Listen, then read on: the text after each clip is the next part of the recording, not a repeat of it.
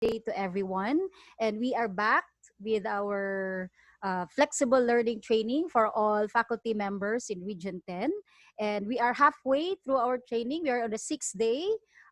We are about to finish that on the 31st. So for those who have not attended, viewed it, but you have viewed it on a different time, we still accommodate you if you want to view it today live via our FB page. And we would like also to greet our members of the Consortium for Flexible Learning in Region 10, to our 10-member higher education institutions in the region. Good morning po to everyone, including our technical working group members who are joining us today in our Zoom meeting room.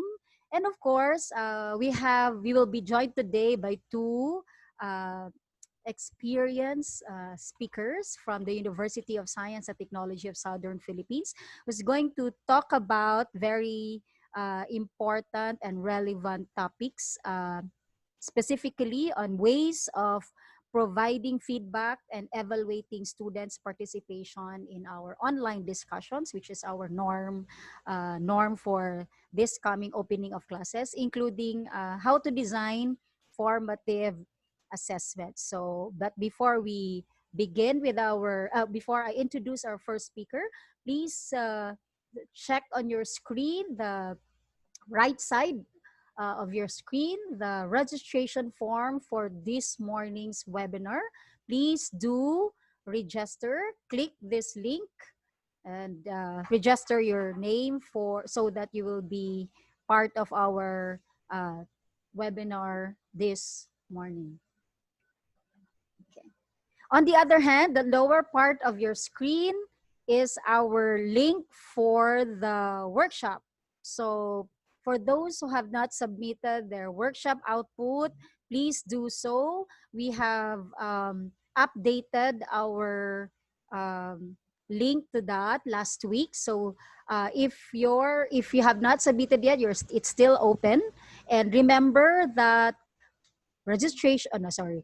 certificates of completion will be given to those who can complete the attendance, as well as who can submit fully their workshop output. And we have distributed copies of memo to all higher education institutions, reminding the academic heads, the deans and program heads to review first the output of the faculty before submission to the LMS, because CHED in the beginning of August will monitor if you will implement the output. So kindly make use of our link.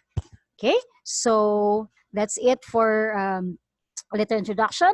And later, for your questions to our speakers, please, in the comment box of our FB page, please use your complete name and the name of your school so that we can properly acknowledge you when you ask your questions. Okay, so let's now start the day with our first topic and our first speaker. So let me start with our first speaker. He earned his bachelor's degree in electronics and communications engineering at the former Mindanao Polytechnic State College, now USTP, in 2007. He also garnered his Latin honor cum laude with his master's studies in electronics and communication engineering with specialization in control systems at Mapua University in 2009. He has spent more than 10 years in the teaching arena and has been serving as a department chairperson for 8 years. He is a CDIO master trainer and a design thinking facilitator. Ladies and gentlemen, please welcome Engineer Lloyd John Estampa. Sir? Hello, good morning. Good morning, everyone. Am I audible po, Ma'am Amarita? Yes po, sir. Loud and clear. So, hello, everyone. My name is Lloyd, and I will be your speaker for today. Hey, good morning.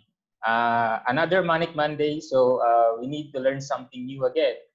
As what they say, the danger of for faculty to assume that you already know everything, that's very dangerous. So as of the moment, let's try to empty our cup first. Kasi sabi nila, if you will not empty your cup, you will not learn something new. So maybe I am asking everyone for the next few minutes or an hour and a half, let's try to empty our cup first and let's try to learn something new. Okay, so let me share my screen.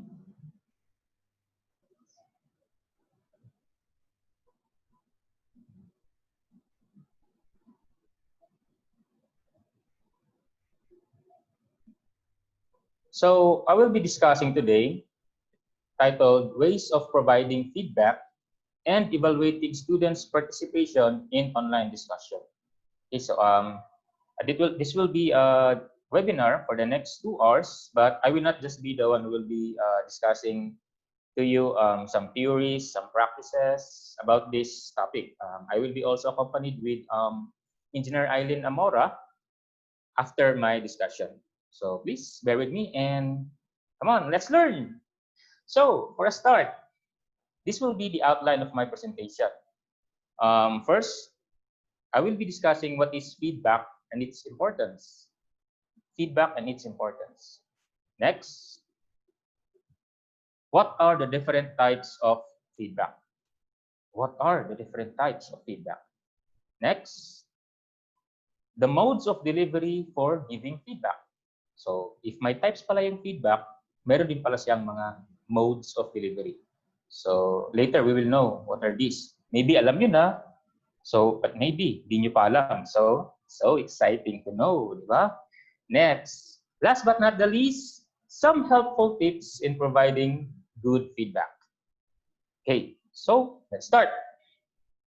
Let's start with feedback and its importance. So, okay, this is a very important slide, considering that we always hear the word assessment, then we always hear the word feedback. Sometimes we interchange them, okay? Sometimes we thought what we are doing as assessment. Sometimes we thought that what we are doing is feedback. So, which is which? Can we interchange the terms or not? To test that, let's see their definitions. So, assessment is the process of judging or deciding the amount, value, quality, or importance of something. However, feedback, on the other hand, is information given on the amount, value, quality, or importance of the thing being judged or measured. So I've highlighted some keywords there. Assessment is the process, and feedback is the information given. So if you sometimes sometimes it's safe to say that assessment and feedback can be interchanged. But if you literally describe to differentiate them, you are assessing is the process itself. After you have assessed something, the action of channeling that what was being assessed, that's called feedback. So technically, you cannot feedback if you haven't assessed something. And if ever you have assessed something, you need to feedback that to the one concerned. And for our part, we need to feedback that to the students, our very, very important stakeholders. Okay? Diba? Let us always put that in mind. A teacher's value can only be assessed with how you question his or her students. Yung students mismo yung magsasabi talaga kung magaling ba yan magturo or hindi. So pressure on our part. So we always have to adjust for our students because our students is also our part of our identity. Okay, so assessment is the process, and feedback is the action of channeling what was being assessed. Okay, proceeding. So in terms of importance, there are several articles by Bellon and York. They said that feedback is an essential part of effective learning, and it gives them clear guidance on how to improve. For York, he said that feedback can improve a student's confidence, self-awareness, and enthusiasm. Yun. Very, very sensitive na part. So, ibig siguro sabihin, if in case na, if mali yung pag-feedback ko, posibleng ma-target yung confidence ng student to learn from me, yung self-awareness niya, baka maging emo na siya. Tapos, hindi na siya ma-motivate. Tapos, yung enthusiasm niya. So, the feedback itself, the feedback into students, we instructors, we teachers, we have to really also improve ourselves to master the skills in using feedback for the students. Because, as what York said, it can affect the students' confidence, the self-awareness, and enthusiasm. Okay? So, yun po. So, also, a very important consideration. Do you remember the very famous magic triangle? Okay. We have this term triangulation. Okay, I have that. So, as an effective teacher, as an effective instructor, you can only say, you can only justify that you are doing things right if you are always performing religiously what is called triangulation. And what needs to be triangulated? Triangle, 1, 2, 3. 3 sides, 3 points to consider. And as we know, those are the learning outcomes, which must be taught effectively through learning activities. Then, which must be measured accurately through assessment methods, which must be referred and checked back through the learning outcomes. So it's a continuous process po. It's not a one-shot deal. Again, it's not a one-shot deal. Once we set the learning outcomes, di ba, learning outcomes is ano ba yung ine-expect ng mga natin para sa ating mga students. Okay, so gusto kong maging critical thinker siya. Gusto kong maging innovative thinker siya. Gusto kong to develop my student with empathy. Okay, good, good. You have identified the first step. Now, the challenge is, what would be the learning activities? So we make sure to design learning activities, several learning activities for the students to get, to develop, and to improve these learning outcomes along the way. Okay, so outcomes triggered by the learning activities, and now the last part, even though it's the last part, it's also a very important part, the assessment methods. You will now assess whether the learning outcomes have been developed by the students, and how about their competencies. We have to grade them based on their levels. Is it does it needs improvement? Is it fair? Is it very satisfactory? Or is it excellent? Of course, the student deserves an answer for that. So we need to assess it to them. And of course, since it's a triangle, it's also a learning mechanism for us instructor. Maybe you set these learning outcomes, then you set the learning activities, you have assessed. But eventually, after your assessment, na-realize mo, parang kulang, parang mas masyadong weak pala yung mga outcomes na ginawa ko. Yung if I will use the words of Dr. Ampi Dinagsaw, our director in CITL, once you set learning outcomes, sabi niya, you have to make sure na in Bloom's taxonomy, di ba triangle din yun, you have to use the higher order thinking skills. Di ba? Ano yung higher order thinking skills? Nag-start yan ng analysis, evaluation, and creation. Hindi lang puro yung remembering, understanding, tsaka applying. So, if we want our students to be competent enough, really challenge them to give their best and maximize their thinking potential, their professional potential, we should always set that our learning outcomes should be higher order thinking skills created. Okay? So, yan po yung connection ni So dito connected si feedback, di ba? As I have presented earlier, feedback is always associated with the assessment methods. So, before finishing this first part of my presentation, I'll give you a question to ponder. Okay ha? If my question, dapat may answer. But I will not challenge everyone to, you can answer to yourself about this. Or maybe you can write it in the comment section to share something about the question. So here's the question. Have I always religiously followed triangulation in teaching my students? Okay, I have defined there below. Triangulation means constructive alignment of learning outcomes, learning activities, and assessment methods. Okay, I will give you a few moments to reflect on the question. Hmm, am I doing it always? When was the last time? When was the last time na ginawa ko talaga yung triangulation? Doon lang ba nung pinasubmit na ng accreditor? No, joke, no.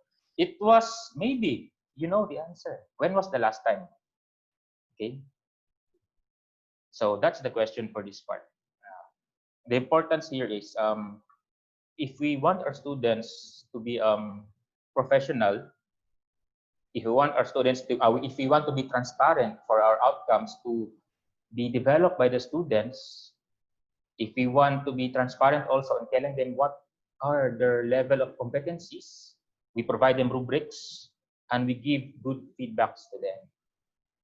All in all, we follow a standard process called triangulation. Again, we always make sure that there is constructive alignment of the learning outcomes, learning activities, and assessment methods. Okay, yun po.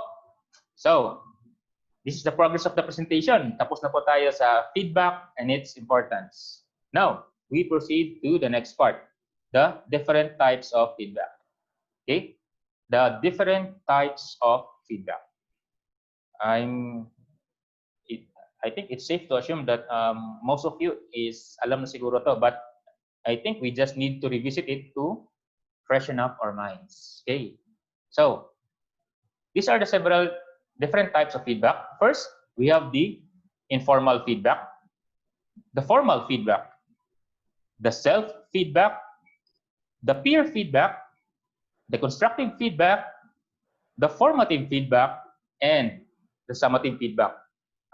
In terms po sa ano sa mga sa icons na yan, I just personally designed it because I'm looking because for me personally I see feedback as when it is materialized, it's like gears, like it's how you turn the gear. So I was inspired with these gears and that's why I created those icons. Sana po maganda sa mga mata nyo. So okay, next. We need to define them. So informal and formal feedback. So here's a definition. Informal feedback can occur at any time as it is something that emerges spontaneously in the moment or during action. So parang instant lang, informal lang. Parang walang schedule na involved from the teacher or from the students. However, the formal feedback is planned and systematically scheduled into the process. Okay, so ito usually associated with assessment tasks, formal feedback includes the likes of marking criteria, competencies, or achievement of standards and is recorded as evidence. So, yung mga ginagawa natin na merong rubrics, magsasubmit na yung mga students, tapos they can reflect on themselves, they can grade themselves. There are black and white documents, papers, there's a matrix, they answer some documents, to be part of evidence na pwedeng i-include nila sa kanilang portfolio, those are called formal feedback. Okay, so most of the time, if there are assessment instruments or criteria, it's called formal feedback.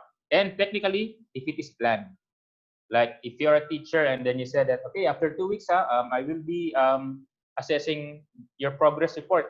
So you can use the rubrics I have uploaded earlier in our group in Edmodo or in Schoology. It depends, especially if you're using blended learning.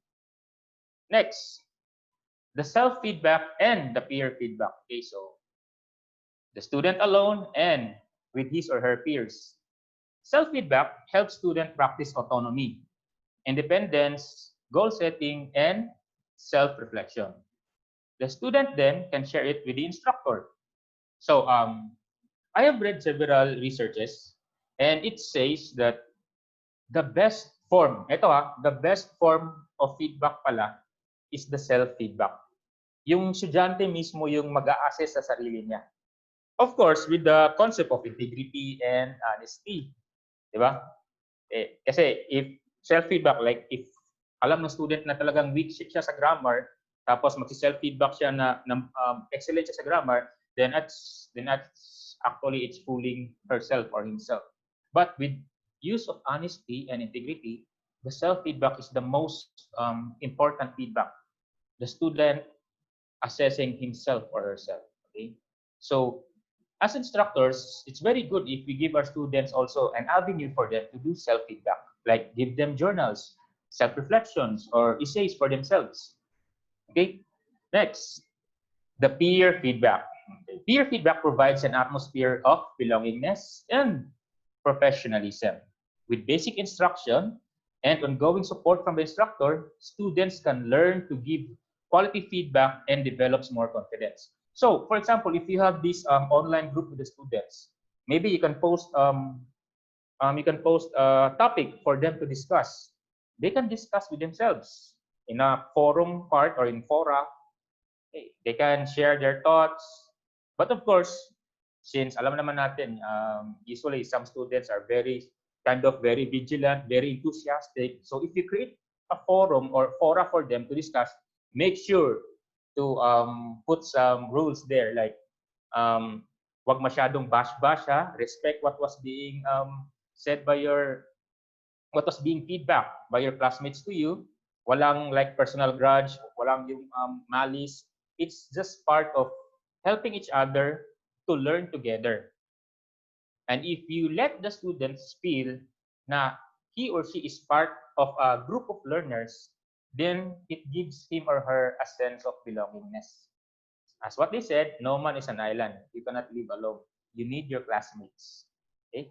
Next, the constructive feedback. So the constructive feedback is technically also more technical term. So we have several: the negative feedback, the positive feedback, the negative feed forward, and the positive feed forward. So it's called negative feedback if it's correcting what needs to be what wasn't successful and shouldn't be repeated in the past. The negative foot forward is the opposite. Corrective comments about future performance.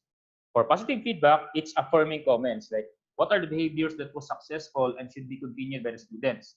For positive feed forward naman is the same pa rin, pero para sa future. So they are grouped. The negative feedback and positive feedback is assessing the students, the goods and the needs to be improved in the past. Okay? So like what was being submitted. So negative feed forward saka positive feed forward is for anticipating something. Like for example, you're coaching the students, what you're doing when you say that wag mo tong gawin ha, para especially yung margins mo, paki-adjust muna. Tapos check mo palagi yung mga topic sentence mo. Or for example, try to maximize you have this asset of you're very good in illustrating your ideas, so maybe you can maximize that thing. So it's called feed forward. So all of these four are part of the thing called constructive feedback. Okay, next, the formative and the summative feedback. We always hear this term. Ano bang klaseng feedback na ginagawa mo? Formative ba yan or summative? Okay, so based on Galen at 2010, he said that formative feedback helps students to improve and prevent them from making the same mistakes again. This, okay, again, formative feedback should be done several times because you are doing formative feedback. What is the deliverables from the instructor? There should be a monitor of progress. Kasi formative feedback should be done several times because you can only see the progress if you've done several times the action you're doing to the students. For the summative feedback is to evaluate student learning at the end. So yun yung keyword. Several times yung formative, yung summative naman is at the end of a specific instructional period. Outputs or deliverables are compared against some established standard or benchmark. Itong tinatawag na standard or benchmark is usually what we call rubrics. Those matrix of description of level of competencies which we usually give the students before asking them like, okay, you project-based learning, or they have to submit a portfolio or a document, a set of documents, problem sets, give it in the last during sa midterm or sa finals. Okay, so that's what you call summative feedback, usually at the end part. Formative is periodically. like every 2 weeks or every week, every 3 days or every 3 weeks, but this should be done several times. At least yung summative is pwedeng one shot lang. Okay?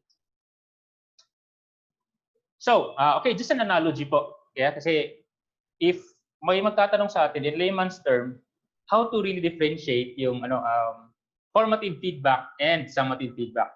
So, it's just an analogy. When the chef, yung nagluluto, tastes the food, it is formative feedback.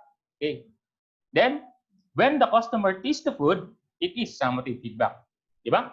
Kasi when the chef tastes the food, it is formative feedback. Kasi if masyadong maalat pa siya or masyadong maasim, pwede pa niyang ma-adjust. There will still be another chance to recover what needs to be improved. But when the customer tastes the food, it is summative feedback.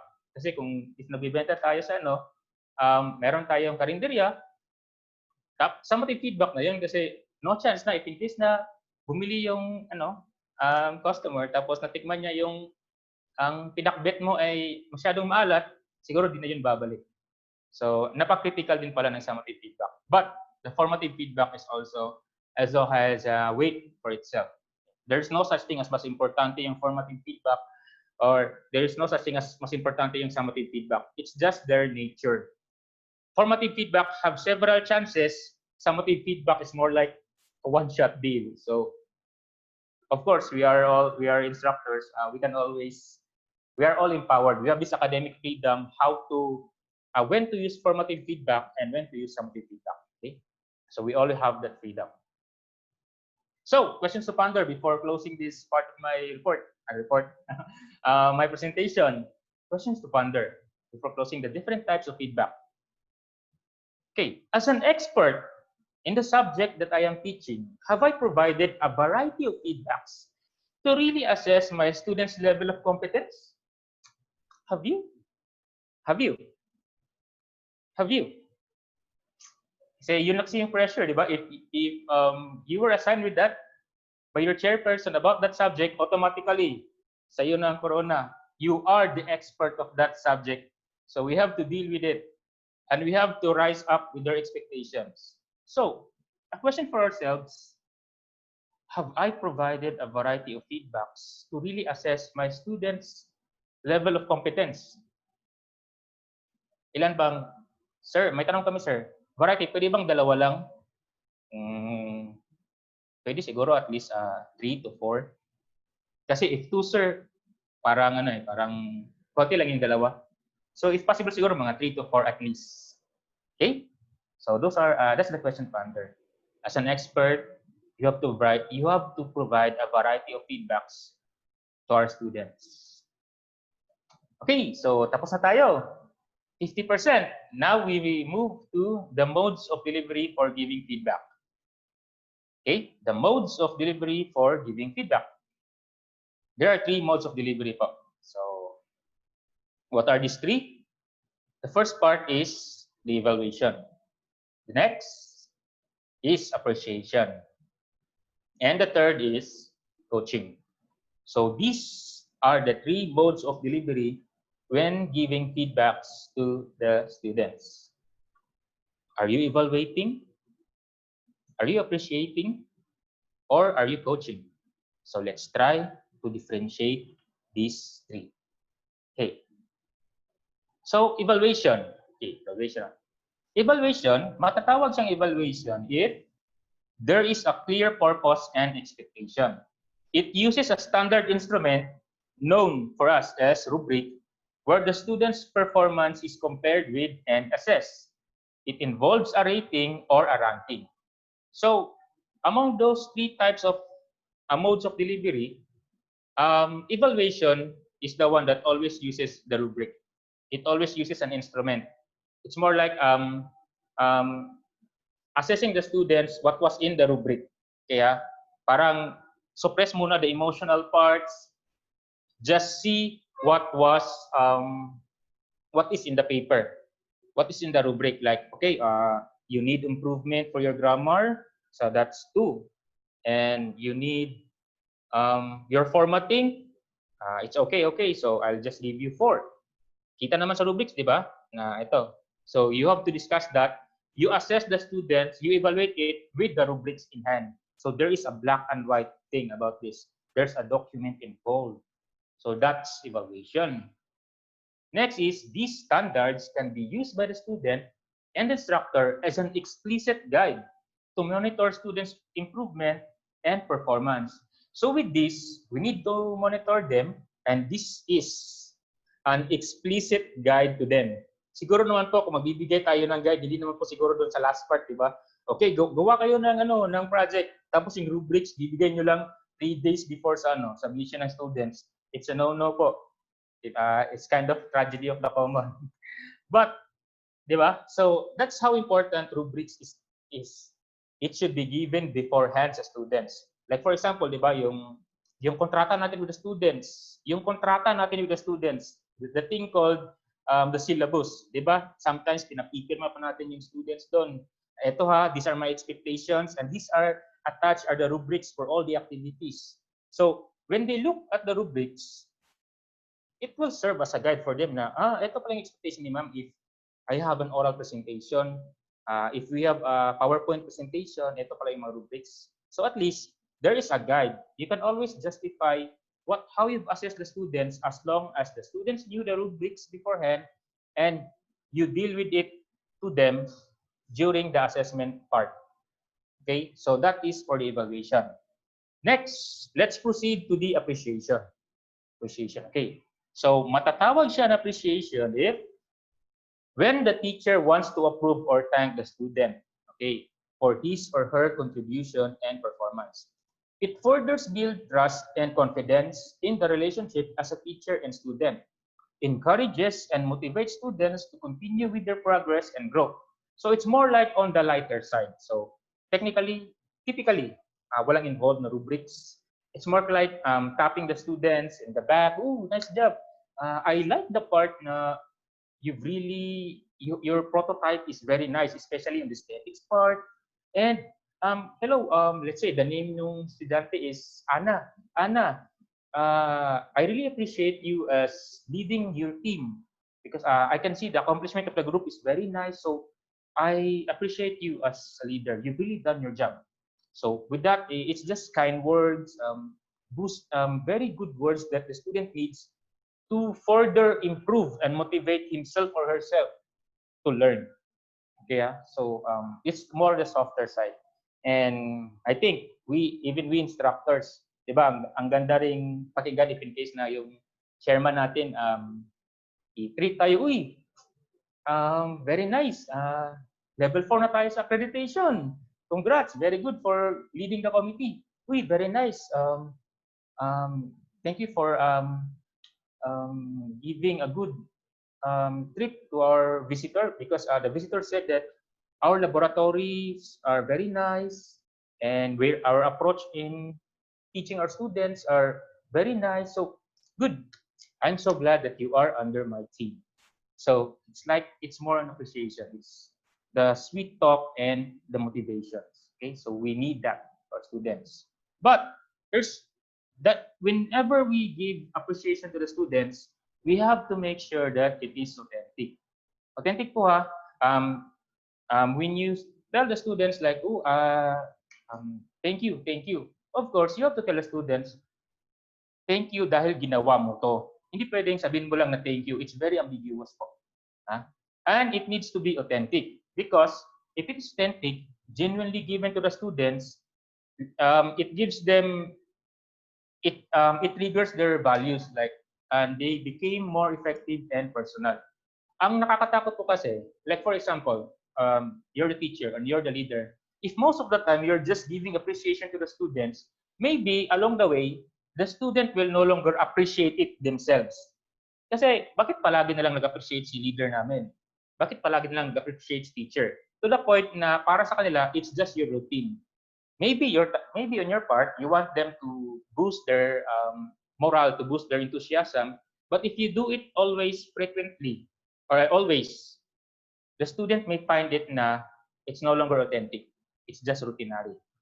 So maybe if you do appreciation, don't do it always. Do it in the perfect time, perfect moment for the students to, especially if nakikita natin yung mga students siguro na parang gusto nang umiyak, gusto nang move up, maybe it's the time for us to appreciate the students. Okay? They need us. They need us for that. Okay? So, for coaching, so we have discussed what is evaluation, and we have discussed what is appreciation. Now we proceed with coaching. Coaching have both elements of evaluation and appreciation. So a coaching feedback often involves regular and annual review sessions. Its primary purpose is to further inspire the students and lead them toward continued growth and improvement. So if it's already a mix of evaluation and appreciation to the students, what you are doing is actually coaching already. But napaka-challenging din po pala ng coaching. Hindi ibig sabihin na you just mix it, what you're doing is coaching. Coaching involves regular and annual review for sessions. There should be periodic meeting between you and the students or at the group of students. Okay po ha? So, with that, there are schedules involved. There is a focus for them to grow. Therefore, the benefits include improves students' performance. Now, mas nagiging committed yung students. Promotes student commitment and professionalism. Like for example, sabihin mo na, okay ha, guys, in Friday hanggang 3 p.m. lang ako. So maybe 3:30 to 5:30 we can discuss about this, about the project you want me to guide you. So please be on time because I will also have several errands to attend to after that. So with that, magiging prompt yung students sa inyong mga meeting, mas naging professional siya.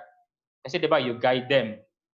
Kasi since it's a mix of appreciation and evaluation, you also bring them rubrics. Like, okay, kailangan i-develop mo to, ito, and can you work on this part? I really like this part to kasi ginagawa mo to. So that's what you call coaching. So it's a tough skill to develop considering that you have to blend in the evaluation part and the appreciation part. Okay? So before finishing these modes of delivery for giving feedback, I have some questions to ponder again for all of you. And that is, question na naman, sir? No, you can always answer it with yourself or in the comment section. Okay, so these are the questions. How frequent do I evaluate my students? How frequent do I appreciate my students? And how frequent do I coach my students? So at least, generally, we knew that, okay, I'm giving feedback to my students. But with this, at least we have already differentiated whether you are evaluating, whether you are appreciating, or whether you are actually coaching the students. So how frequent do you do it? The evaluation, the appreciation, and the coaching. Okay, so that's the progress of the presentation. We have finished discussing the feedback and its importance, the different types of feedback, the modes of delivery for giving feedback. Now we go to the last part, the thing called helpful tips in providing good feedback. Okay, so okay, this is the new normal. We are now in what you call flexible learning. Developing the learning management system needs the adaptation and use of helpful technologies. So I guess it's time for us to adapt, to improve for this thing called flexible learning. Okay, I just a gentle reminder kasi yung iba kasi I have I have friends also. Sometimes they said, oh, flexible learning. Di ba flexible learning is online learning? No, flexible learning is not online learning. Online learning is just a part of flexible learning. We have this so-called synchronous and asynchronous, di ba? So they can learn online, real time with you, and sometimes they can also download modules you have uploaded in your group, and they can learn it on their own time that they want to learn. So that's asynchronous. There are offline learning types, and there are also online learning types. So if possible po, wag po nating i-equate yung flexible learning na always online learning. Okay po ha? And with that, we need to improve since it's already called distance learning because of this pandemic. We have to adjust. We need to be creative and how to still continue. Okay, COVID-19 ka lang, teachers kami, we can do this. So yun. Um, so these are several platforms we can use for our students, like Canvas. Khan Academy is good if you can provide links for your students for this. Khan Academy for discussing some theories. Zoom, the Cisco WebEx for online meet up with the students. Okay, Schoology, Edmodo para siyang kind of Facebook na platform but in an educational level na type. Okay. But of course, I'm not saying that Facebook should be removed from the teacher. Kasi technically, almost all students, maybe almost all students have Facebook accounts. So even though I'm not saying that you're not going to use Facebook, but maybe we can use for a start Facebook group and then eventually go to the what is this more formal platforms. Kasi 'di ba alam ko naman po natin na yung Facebook was designed for social interactions, hindi yung technically educational interactions. Even from social, meron lang iba talaga na ginamit din po, take advantage po to for business, for education. Okay, so yun po. Google Drive is good for when students will work together. They can edit documents for themselves. And also YouTube. Okay, YouTube will always be there for some mga how-to na videos or some videos very helpful for the students. Also the messenger. Also the tip cam. You record what is in your screen, and then for short videos, the students can see how to understand this document or how to um, understand better using some concepts, using some skills. You can always use TikTok. And also this Kahoot. Kahoot, di ba, yung parang if my smartphones lahat yung mga estudyante, you can always have like a quiz bee or a quiz ball for them, and then automatically the output is being posted in the screen. Oh, sino yung pinakamabilis? Sino yung nakakuha? Sino na lang yung remaining na nakakasagot ng tama. So it actually involves interaction for the students. But I'm not saying itong nasa picture lang yung pwedeng gamitin natin. There are also several platforms we can use for them. Okay? So, some feedback techniques for flexible learning. So, there are only two ways for that. We can either write or we can speak. Okay? So, first, the write. What are some methods or approaches we can use in giving feedback to students online or in this flexible learning using the write? Okay, create a discussion forum where students can share their ideas and points of views. So whatever the topic is, you can always comment, clarify, guide the discussion, or provide enlightenment about these student thoughts. So with this discussion forum, they can always exercise what you call the peer feedbacking and giving their own points of views. As an instructor, you can always comment to be also even though you're the instructor, you will also involve with your circle in a professional way, of course. Right? Like you have to facilitate Mr. Reyes is saying this. Oh, Miss Santos, can you say about this? I really like the talk. When you said that pollution needs to be performed with mitigation practices. Can you discuss this further so that your classmates can also be enlightened with your idea? Because I think they're very enthusiastic with what you are sharing. So that's the writing. You can write. You can always write for the students. Next is maybe you will let the students submit some short videos for them for as deliverables, or maybe they have blogs, they upload it to video. You can always provide your feedback. You can always write on the comment sections of the videos uploaded or submitted by your students. Or maybe you can also use this Canvas. Like you can provide comment while playing the videos submitted by your students. Just make sure your comments are okay. Your comments can be formal or informal. What do you mean by informal? Maybe you, even though there haven't been the scheduled time to be assessed this submitted documents, maybe along the way, you gave preemptive comments for the students to make the output better. Okay, so just make sure they are constructive in nature. Yeah.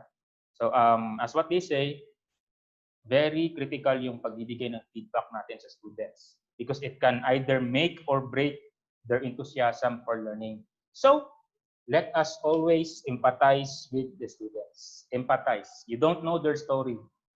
Maybe you just need to empathize and give more tolerance to understand them with their outputs. Let us not always equate the students with their outputs because we don't know their story. Okay? Next is here, student like Google Drive and then email. So students can work together hand in hand on a given platform where they can edit documents and feedback with each other towards the completion of the task. So you can always let them use the Google Drive. Tapos meron naman siguro mga ibang platform aside from Google Drive where students can work together. And of course, you can always message a student or a group of students by emails or other media about their performances. Okay? So, okay, you can always email them. So that's for the right. Also,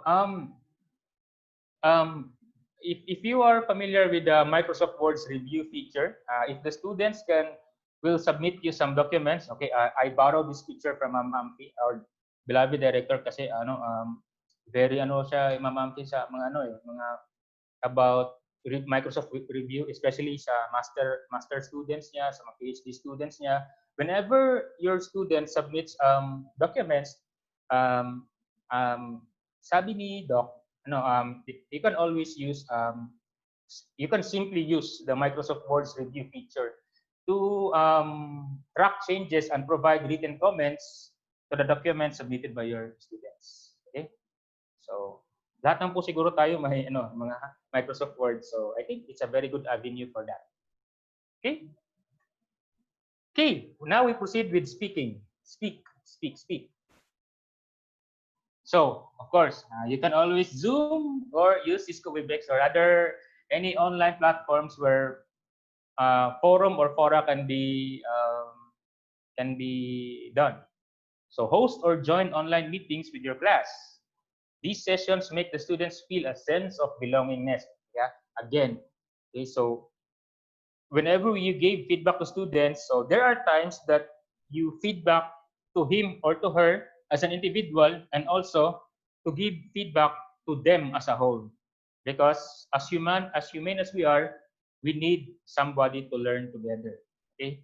So these sessions make the students feel a sense of belongingness and as a part of a community of learners. Okay? So of course, there are several online meeting media or platforms that are free to use. So ano ba yung mga free? Meron ba kayong ibang alam na mga free? Pwedeng pa-share po. Kasi 'di ba, even though these are free, there will always have limitations. To the point na we have to pay some. So, the free, the better. Okay? Okay, next. Provide individual virtual consultation or a one-on-one online meeting with each of your students. So, if possible, if you can find way, you have the fora with them on Facebook Live, Cisco Webex, or Zoom. The student would also appreciate it. Okay, study shows, okay, research shows that when done in an authentic way, studies show that students appreciate it better if the instructor will give the feedback on a one-on-one manner. So, yung wala pa yung pandemic, di ba, yung approach natin dito is we have this consultation time. We gave our consultation schedule for our students, like you are available like Wednesday or Friday, 4 to 6, you are available with that. And students will come to you to have a consultation for a one-on-one. And now, walang face-to-face, di ba, if possible. So, we need to do it online. Again, it may take effort, but the students appreciate it better if we do that for them individually. If we do that for them individually. Yun yung sabi ni Reynolds, ha? Okay, so, okay, ngayon, how to talk to the students. These are 1, 2, 3, 4, 5. These are 5 introductory statements that we can start when you have a one-on-one session with the students, assessing his or her performance. these are suggested introductory statements said by Croswell. You can start with, I noticed that. Okay? I noticed that. I noticed that you put some you put some figures in that chapter.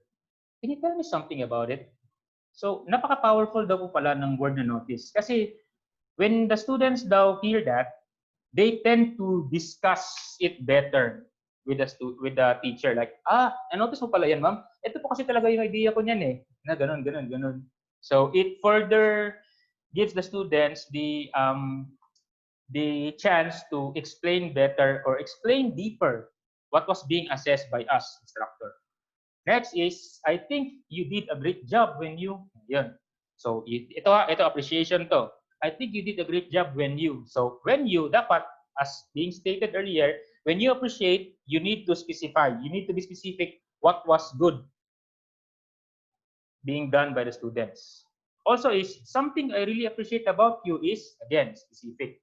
And then the word, something I really appreciate about you is, like, you really submit your documents on time, like, kahit Friday pa yung submission, Thursday, nag-submit ka na. It's very good, It's very professional for you. Like that. The students will really like it. Then, I can see you're having a positive impact in. Okay, so it's more like a team-based appreciation. Like, for example, the student is really doing his or her part in his team for the roles being assigned to him or her. So we can use that statement. Then, to further challenge the students to improve, you can always say the statement, I would love to see you do more of, like that. So but I'm not saying these are just the 5 statements.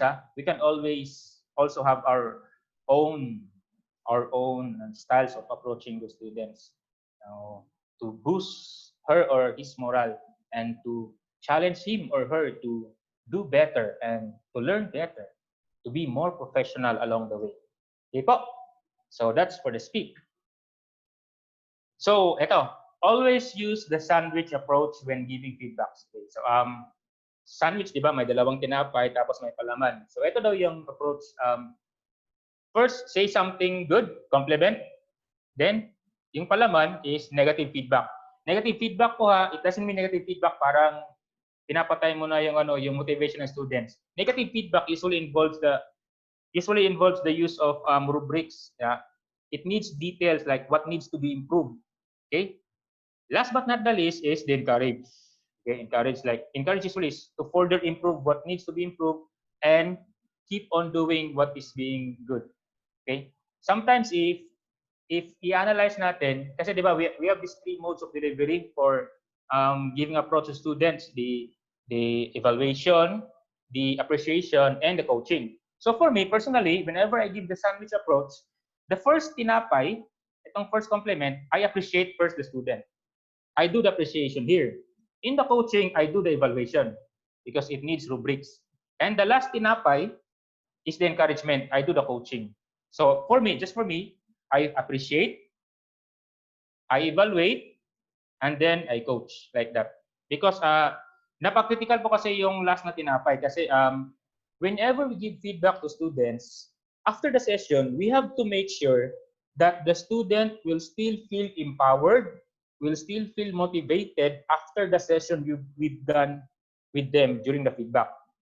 Kasi according to studies, according to research, sometimes, or no, most students usually find the feedbacking session of the instructor negative.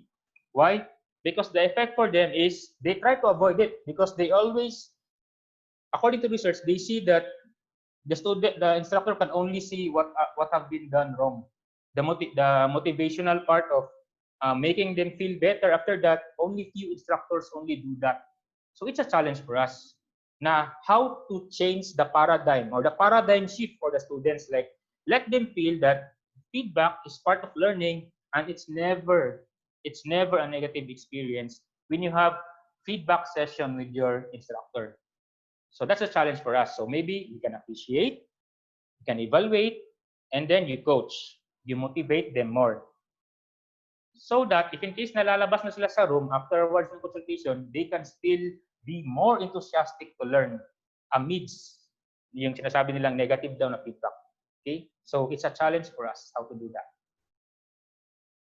So 12 tips for instructors giving feedback using technology. Okay, we're going to use technology. Ito po. First, okay, there are 12 tips. These are some several tips we can use. First, start with tools your institution already has. Okay, so I guess every institution now are developing or have developed already this LMS, the learning management system.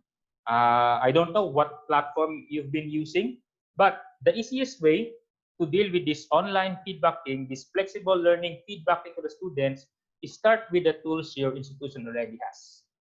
Okay. Kasi for uniformity, we really have to use the tools what our campus are telling us to use if possible. But I'm not saying that yun lang yung gagamitin natin. But it's a very good start. It's a very good start that we use what are integrated into our campus. Okay? Next. Okay, so after using the tools, make sure your choices are accessible for everyone. So accessibility is always a concern for students. So maybe for you, please don't.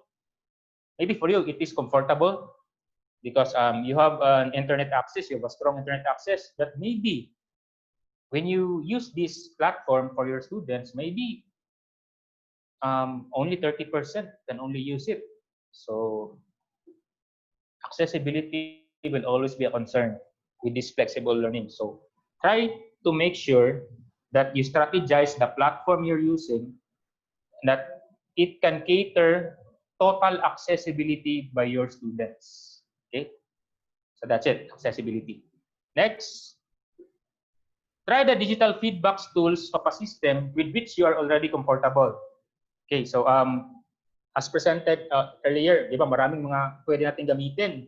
Pero let us make sure po na wag yung parang ito, gagamitin ko to, gagamitin ko to, gagamitin ko to. But make sure that we all know how we also learn as a person, no? You know, so you can ask for help, and there's always this thing called learning curve. Okay, so try to choose saan ka komportable or saan yung what platforms for you are easier for you to learn. Okay, so that don't just bombard yourself with many tools because it may require steeper learning curve for you. So start with those who are already in your school, and those also tools that you are comfortable with. Okay, it's a good start. That's for number 3. Next is have a plan. Okay, all platforms have limitations, so make sure you are, if example, it is being used by the school, then it's accessible to your students. You're okay with it, you're comfortable with it, but always have a plan because there may be some free features with these tools, but we cannot remove the fact that it has limitations. So have a plan how to use them. Have a plan how to use them. Okay. Next is mix it up. Mix it up. Mix it up. So one size does not fit all. So hindi pwedeng, oh ito ha, gagamitin ko lang ha, sa class ko ha, I'm doing flexible learning. Yung gagamitin ko lang talaga is Google Classroom lang talaga ha. Ito. Huwag naman yung ganun. Oh, pwede. Ito ha, gagamitin ko lang talaga, Moodle lang talaga ha. Yung gagamitin ko lang talaga, yung Messenger lang. Hindi. If possible, try to mix it up. Okay? So try to mix it up because we have a variety of students. Maybe for you, you are comfortable with your platform, but maybe your student. So give them options, provide variety. Give them options, provide variety. Okay?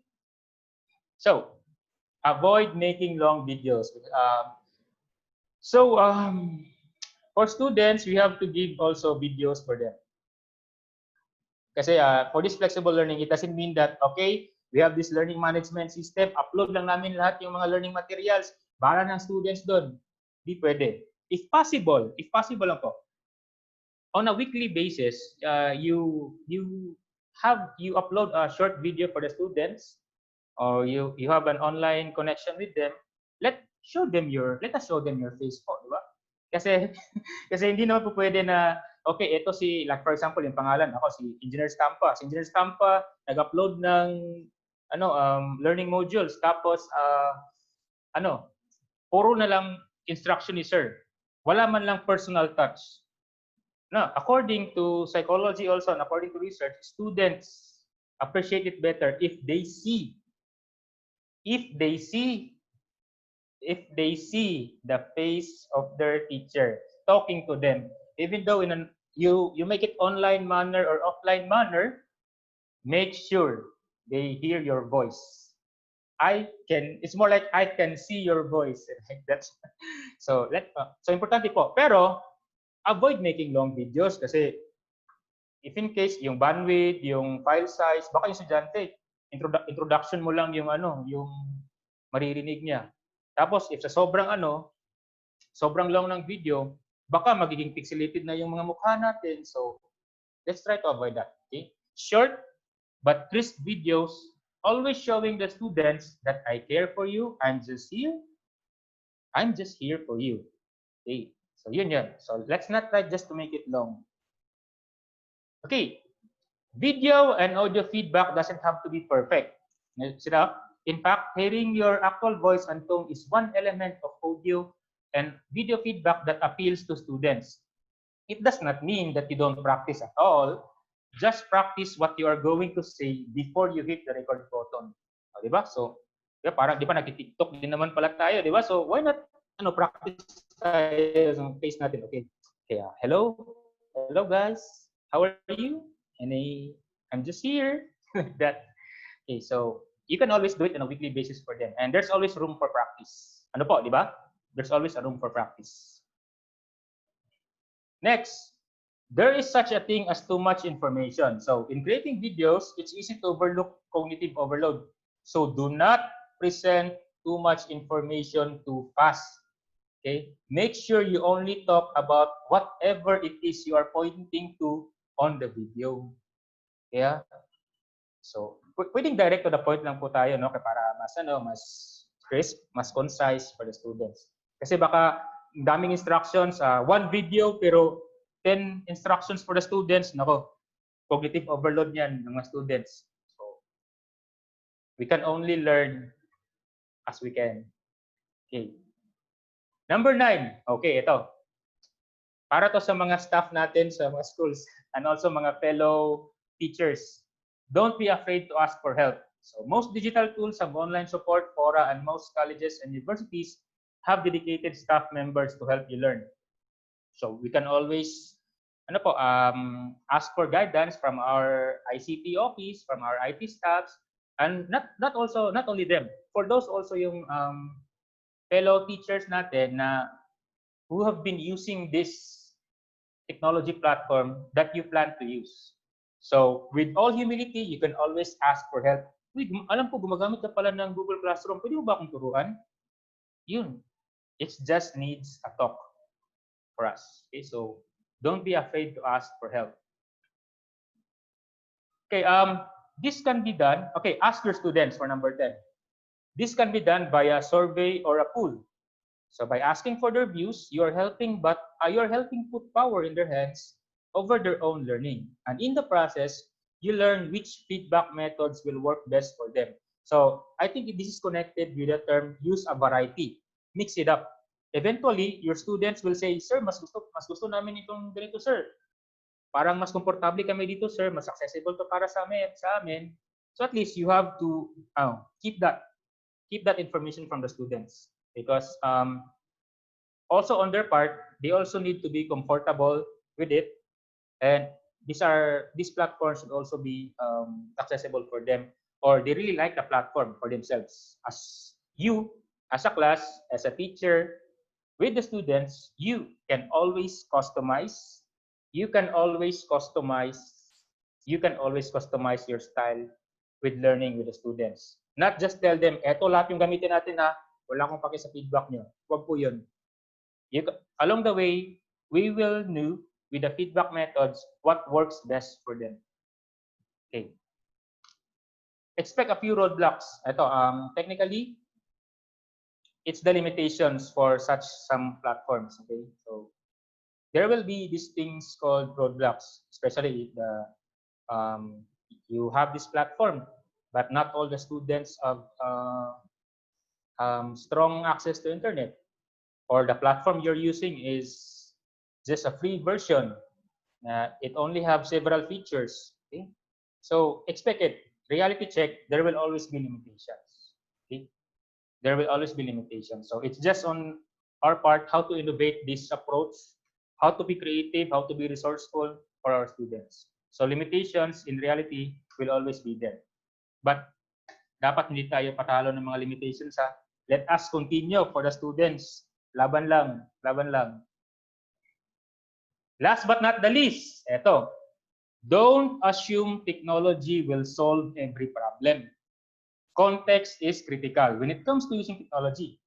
If your course evaluations rate your feedback as lousy, delivering it via shiny, new digital tool is unlikely to fix the root of the problem. Maybe you need to reconsider the substance of your feedback. So it's not saying that, okay, I'm using this, I'm using Schoology, I'm using Kahoot, I'm using Khan Academy. It doesn't mean that my feedback is already good. No, don't assume totally that thing. Try also to revisit how you gave your feedback to the students and the substance of your feedback. So it's not technology that will solve the problem. It's using technology, using hand in hand with a genuine care for the students to improve. Okay, that's the best. It's okay. So those are the 12 tips when using technology for the as feedback tools for the students. So growth. Okay, let me share you something about growth. Growth is this in our Center for Innovative Teaching for Learning in University of Science and Technology of Southern Philippines. We have been discussing how to give feedbacks to students, and sometimes we use, okay, why not we create a word that why not we create a word to guide us to how to give good feedback to the students. Then our director, Dr. Amfi Dinagsao, coined this word, growth.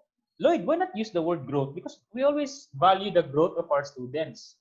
Oh nga, ma'am, no? Growth. So, okay, growth. We always value the growth here in giving feedbacks to our students. So, growth is actually an acronym. As a guide for us to give feedbacks to let the students grow. To give feedbacks to let the students grow. So, G, what does G stands for? G stands for genuine and gradual. Genuine and gradual. So, what do you mean by genuine? Be genuine with how you give feedbacks to your students. Tell the students what he or she really needs to know in an objective and sincere manner. Most students are sensitive enough to know whether we really care for them or not, just by observing how you gave them feedback. So yung approach natin sa kanila, let's do our best to make it genuine from our heart. Make it genuine. Next, gradual. So if it is gradual, there is a monitoring, there is improvisation along the way. So it can only be done if you give feedbacks gradually. This means that from time to time, you allocate several sessions for the process. Set clear expectations. You want them to develop and master a specific skill, so it's only appropriate to guide them and monitor their progress. Make it gradual. Gradual. Let them grow. Let them see whether they are improving. Guide them towards being more competent in a skill or in an outcome. Okay. So that's for G. Next is R. R stands for relevance and the use of reference and rubrics. So relevance is just going back again to my first part of my presentation, the constructive alignment. So you have an outcome, you design activities to let the students be triggered and develop these outcomes. You make sure also that your assessment is aligned with these outcomes. Okay, so it's more about constructive alignment. Don't use feedbacking methods that are irrelevant to the magic triangle. Outcomes, activities, and then assessment. Then feedback that to the students. So make sure the triangle will always be there. Always make sure that there is constructive alignment. Okay. Next, the reference and rubrics. Rubrics greatly provide concrete details and support to characterize an assessment in a progressive level. So, students can grade themselves beforehand using these rubrics. So, parang yung sa evaluation, no? So, you can always give rubrics beforehand to the students and they can grade themselves before they let themselves be graded by you. Their performance, their deliverables. So, rubrics will always be the black and white document for this. This is yung they can compile it to their portfolio, and these are concrete details and support to really characterize how competent the student is about a certain skill or an outcome. Okay, but of course we will always be there to guide them. Next, the O. What does O mean? O means opens up and optimistic. Okay. So what do you mean by opens up? So whenever you give feedback, it's very nice if the student then eventually opens up to you about his or herself, like how he see. You can try to ask the student about her point of views, about the way you teach, about the subject. So it's a very nice that when the student opens up, what is being created is mutual feedback, mutual feedback for the students. It's not just a one-way process like of you giving the feedback to them. Why not empower also the students that they to you? So at least you let the students learn from you, but you also learn from the students. But it's not very easy. It takes a deal of personality, a genuine approach, before a student will give his or her trust on you. Wag natin i-assume na automatically the students will trust us. It needs effort also for our part for them to open up to us. At least our point of view and also their point of view. Okay? Next, optimistic. Inculcate to the students that feedbacks are very helpful, okay, and necessary. It is one explicit process for them to know whether they are good in some skills or they need improvement about them. Nevertheless, these are all done for them to appreciate failure and value the concept of not giving up. Being positive. Being positive is the key. So, we, as a challenge nga po, di ba, yung earlier I said that based on research, students find it a negative experience to have feedback sessions with the instructors.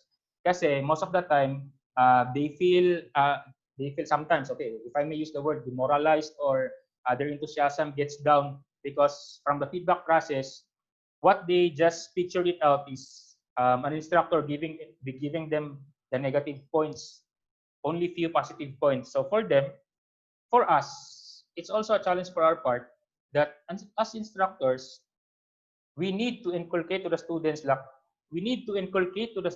that feedbacking is part of learning. Failure is part of learning. It's very dangerous for a student not to experience failure during their education years because uh, for them uh, like for us in engineering, failure is just part of in the professional world. It doesn't mean that when you work, there's no such thing as failure. You will always deal with failure. So that's how also how I told my students, like, okay, you may fail in this, at least you know how it feels to fail. But you don't learn anything if you haven't failed for something. Okay? So failure is part of learning. So it's all let us pressure also ourselves, instructors, to make the feedback session optimistic for the students. Like even though the students have a low grade, after the session, the student will still feel empowered that, okay, I can still do this. I can still be motivated to pass this subject. I can still be motivated to learn something from it because of my instructor is giving me a very good feedback. I'm still very optimistic with it. So that's a challenge for us. That's a challenge for us. Okay. Next is W. W stands for whisper, write or written, and whisper. Okay, so we start with the write and written. So a sincere oral feedback is good. It's nice when you talk to the students, but studies also show that a written feedback provides better reinforcement. A written feedback provides better enforcement. Like you really have to document the session. You really have to use the rubrics. You really have to check right, wrong, like that. Considering that the students can read it anytime for perusal, portfolio, or personal reflection. So the student can always respond to these documents for verification and improvement. Kasi if maganda yung oral, ano, parang laid back, tapos you just talk.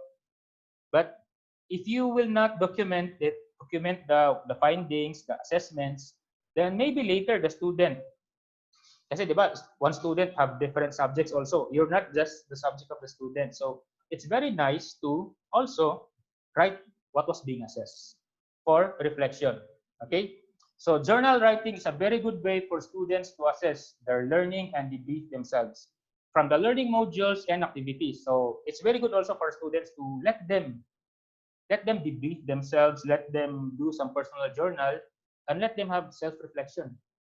So that's how powerful if it's right or written. Next is whisper. So an optimistic one-on-one. Whisper is just the keyword for having one-on-one sessions with the students. Like, wag mong, if possible, if may concern ka na student, wag kang magbigay ng feedback in front of his or her classmates. Because you don't know that the student maybe is a sensitive student. Diba? So, again, this W whisper reinforces the thought of a one-on-one session with students for consultation, for feedback, really typically boosts the morale because it shows that you are concerned to him or her on a personal level. They appreciate it better. Okay, for T. T stands for timeliness and tolerance. Yeah, timeliness and tolerance. First, timeliness. Provide timely feedback or feedback that is given while it matters to the student and can be used for improving future performance. So studies also show, like for example, yung schedule mo sa students is Monday, Wednesday.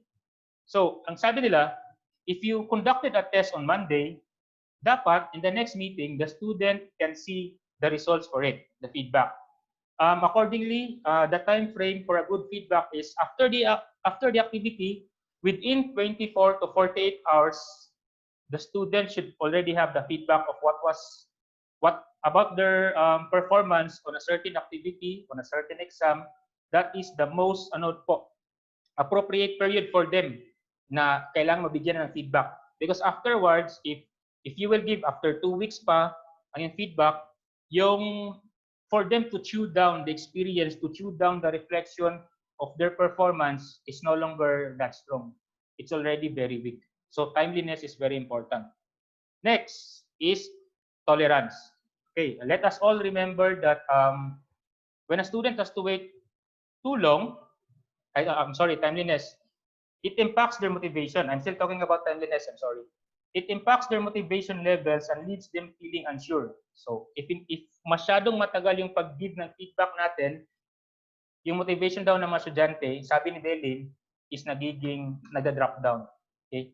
So, and also, the students also find it that if you automatically give them feedback with what has being done, the activity, the test, for them, it's a sign of your commitment for them as a teacher. Okay? And also, di ba, if you are using always timeliness, it always makes the students to be actionable with your feedback. Kasi si ma'am is palaging gumagamit talaga ng time frame. So what was your plan? Oh, you have a plan? So when will that be? Like that. So time is of the essence. Time is a sign of professionalism for them. So for that, they make it actionable with your feedback. Okay, so tolerance. Ito po. Different students have different learning and pacing. Different styles of learning. So there are those who are average, fast learners, and slow learners. So there are those who are visual learners. Mas gusto nila kapag may mga figures.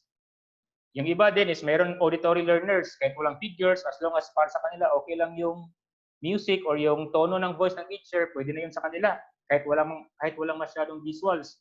Meron din naman yung parang kailangan nakagalaw palagi. Mas gusto niya yung mga active learning sa classroom.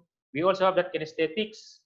We also have solitary learners. We also have group learner. Yung merong mas gustong siya lang mag-isa na mag-learn. Meron ding gusto palagi yung group.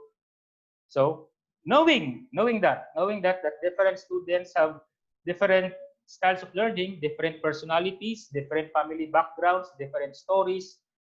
I think I think it's also imperative for us to extend patience for our students. But again, without compromising standards po ha.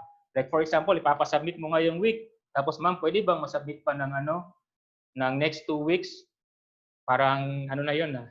Parang sobra na 'yon ah. Parang na-compromise na yung rubric tsaka yung standard natin. So, maybe provide tolerance but also without compromising standards. So, how to do that? We can always have different approach about it without compromising our principles as a teacher. Okay? So that's for T. Last but not the least is H. H stands for holistic and humane. So what's holistic and humane? Start with holistic. Okay? So it's stated here, amidst explicitly evaluating student on specific competencies, never forget to emphasize to him or her that it's just part of several other skill sets that are interconnected. Several other skill sets that are interconnected. So, ibig sabihin, even though like for example, you want the students to develop the mastery of very good oral presentation, the what do you call that? The fluidity of what do you call it? Fluidity of speaking.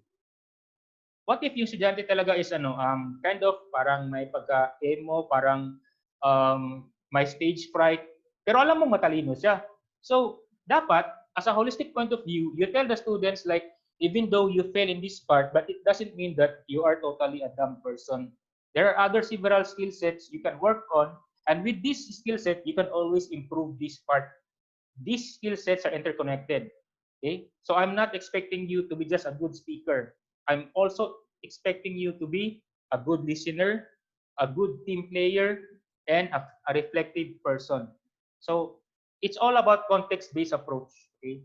So we always tell the students what's important is the context and the totality of everything. Okay? So that's the holistic approach. We always tell the students about that when giving feedbacks. Last but not the least is humane. Okay, let's not forget we are mga tao po tayo lahat so we need interaction. Okay, so follow up the feedback and be encouraging. Use feedback to promote self-directed learning to the students. Okay? So ganyan po ka-powerful yung feedback. If tama lang yung pagbigay natin ng feedback sa mga students, eventually the students will learn without us. Just in an encouraging word from us, just a clear instruction from us, a timely instruction, cohesive with other skills, the students may start self-directed learning. And of course, as human as we are, you need to encourage peer feedback. Hindi pwedeng ikaw lang yung palaging nag-feedback sa mga students. So we can only feel our being human if we are also interconnected with other human. So human by nature is social. So we need interaction, we need peer reviews, we need peer feedback, and we always need to be encouraged. Again, when we give feedback to our students, try to make sure that you wrap it up.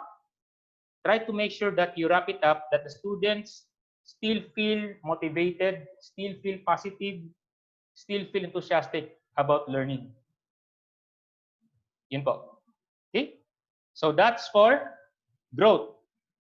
Growth. So again, as a recap, growth is G, genuine, gradual. R, relevant, reference. O, opens up, optimistic. W, written, whisper. T, timeliness, tolerance. H is holistic and humane. So that's for the growth. Okay, so some question to ponder before wrapping up this final part for the helpful tips in providing good feedback. I have another question for all of you. In my feedbacks to my students, do all of them know that I really care for their growth and improvement? How sure am I? How sure am I? What are the things I need to improve? Okay, again, in my feedbacks to my students, do all of them know that I really care for their growth and improvement? Can they feel it from me? Masyado ba akong stricto? Masyado ba akong complacent? Masyado ba akong affectionate for them? How sure am I? What are the things I need to improve? So yun po yung sa helpful tips in providing good feedback to the students.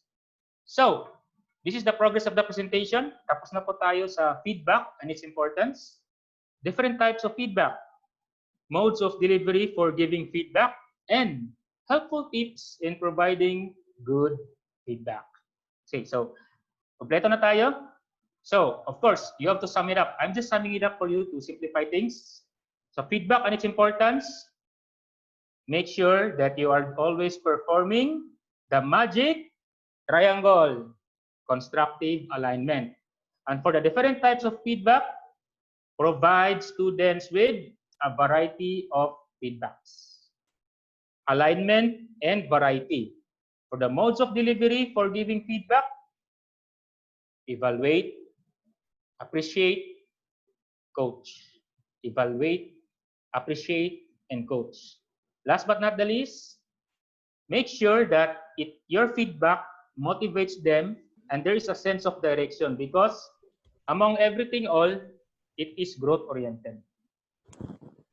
Okay, so this will be the second to the last slide.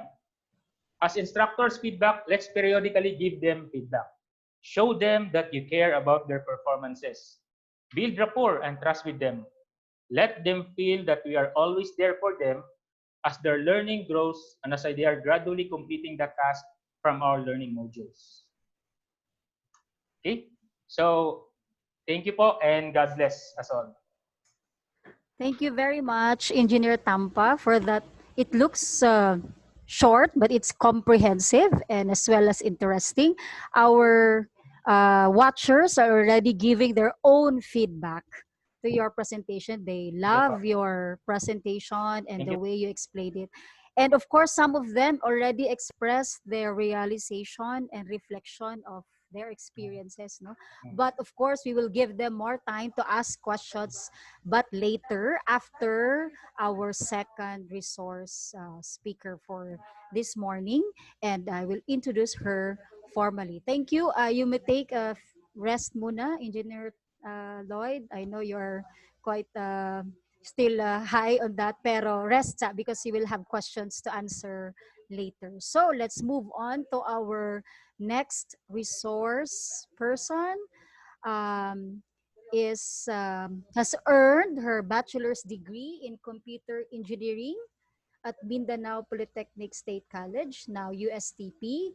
She graduated in her master's degree in computer engineering at Ateneo de Davao University. Since 2012, she's been serving as the chairperson for the Department of Computer Engineering under the College of Information Technology and Computing of USTSP. She was trained at Singapore Polytechnic as a CDIO trainer for teaching and learning framework. Currently, she's one of the Center for Innovative Teaching and Learning's program heads of USTSP. Please help me welcome Engineer Eileen Sheras.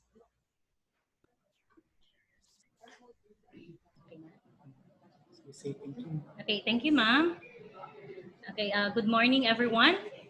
I am Eileen Amora Sheras, and today I will share on how I provide feedback to the students. This is a continuation of Engineers Istampa's discussion.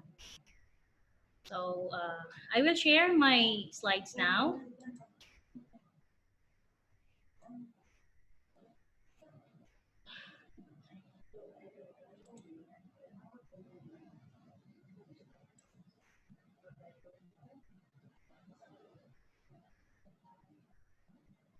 Okay, before I share my practice on providing feedback to my students, do you ask these questions to yourself? Why should I still give feedback if I can directly give grades to my students' work? Or what are the benefits I get for giving feedback to the work of my students? No, if we want our life as a faculty, regardless you are a professor or a doctor, as easy as a straight line, then yes. Why should I? Why should I care? Bahala na kayo. I can give grades. Okay? But if you want a meaningful life as a faculty, then giving feedback will open considerations to the students' work with thoroughness and care. So this is how I start, and I assume that this is true to all. We will prepare our syllables and our lecture materials before the start of our classes, right?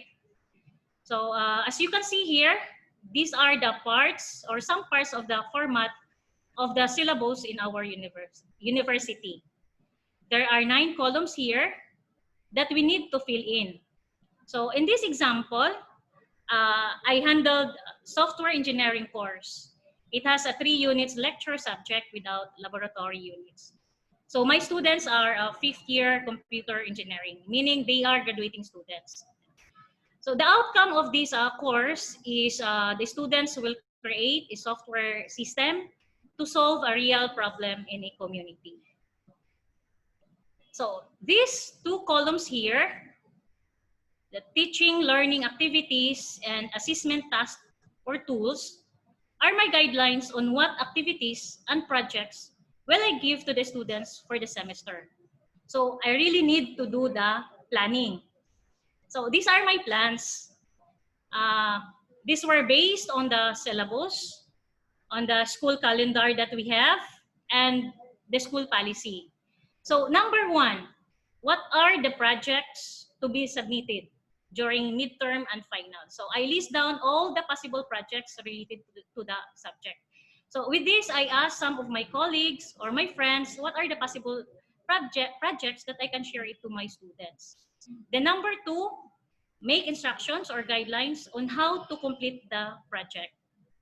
Then number 3, I also plan to have these set up schedules for consultation, checking, oral presentation, and these final submissions of their project.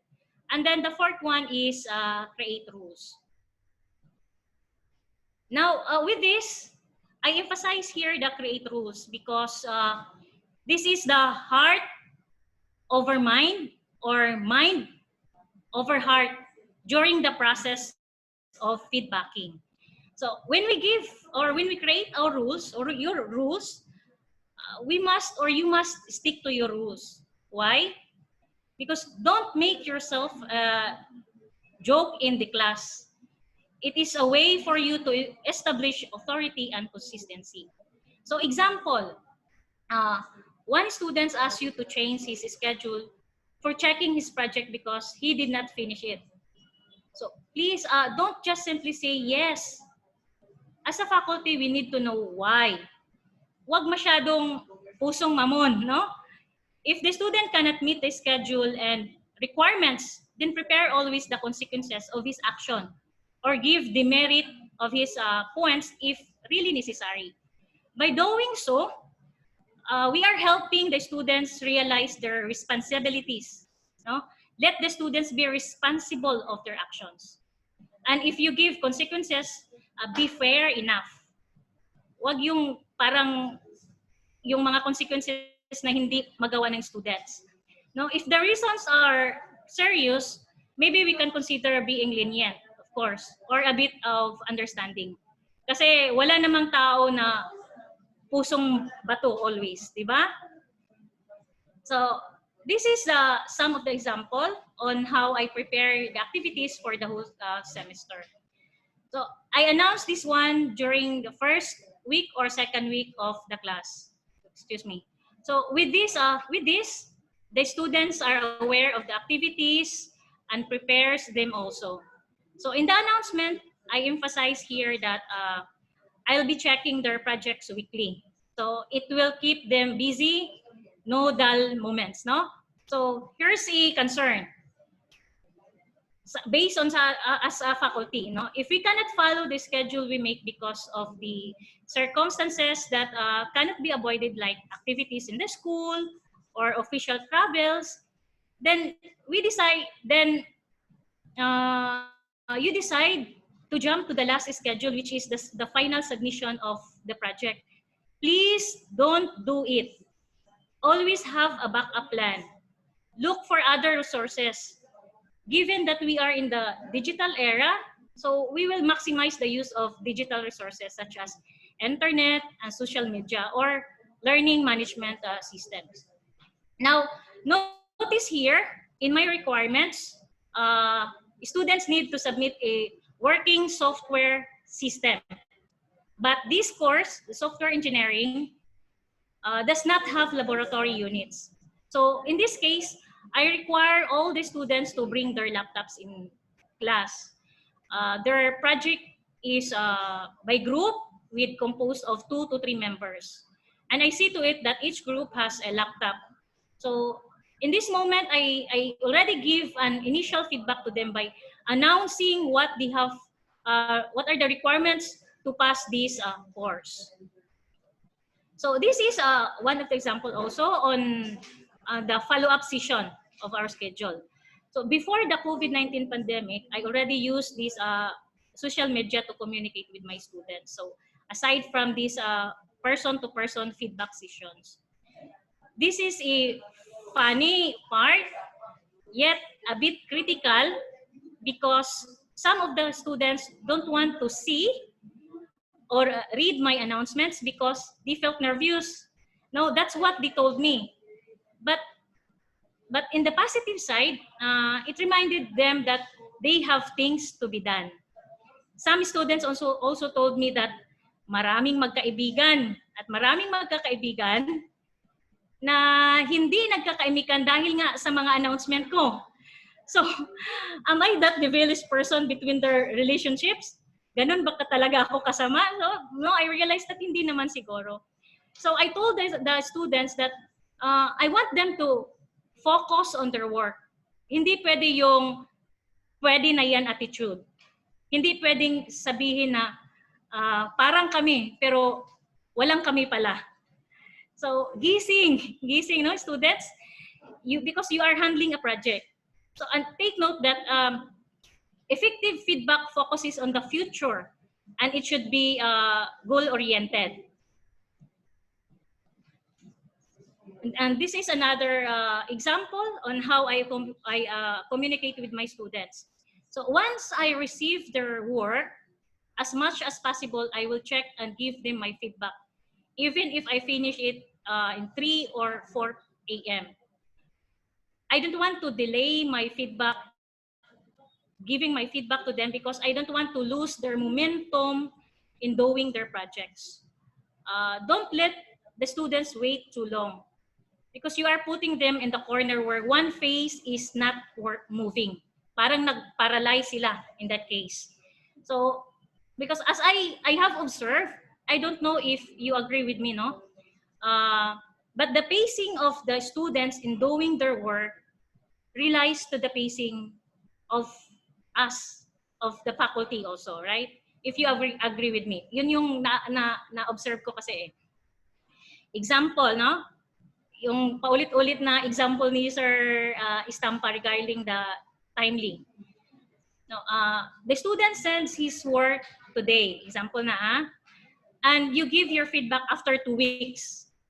And you are expecting to submit on time? Parang may mali, di ba? Din tayo, mga faculty, we want to have a good project from our students. A presentable project, an innovative project. But we check their project or we give feedback to their project only once in the whole semester. So what do you expect? If you want to receive a good project, check it or give feedback from time to time. Because effective feedback is timely, meaningful, and candid.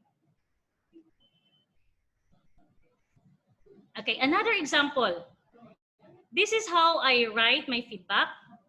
To direct them, I put yellow with red fonts. So when I check their work, I don't usually see the person doing the work, but the process. I don't want to mix my emotions when giving them feedbacks. Because based on my experience also, I talk to my students one by one because of feedbacking. So sometimes, no, I feel like I'm in Boy Abunda's shoes. Nakikipag-chismis din minsan na nakakatuwa din naman. kung ano yung mga ginagawa ng mga students. Well, anyway, through feedbacking, I then establish good relationships with my students, because effective feedbacking is about the process, not the person. Okay, recently, because of the pandemic today, no, I asked the students to submit their work through Google Drive. So I create a Google Drive. I share it with them. So there are 32 groups in my class today. No, due to the pandemic, I consider the lapses. There is a changes of schedule of activities like oral presentations or checking their outputs. We have online presentations also. And we did the checking of their systems online. So it's a different scenario than the normal phase, of course, no? But because if if they want to ask something before, for the normal time, if they want to ask something, they would just go to the faculty office, and we would just talk in person. But in this scenario, hindi naman naninibago ang mga students in this scenario, no?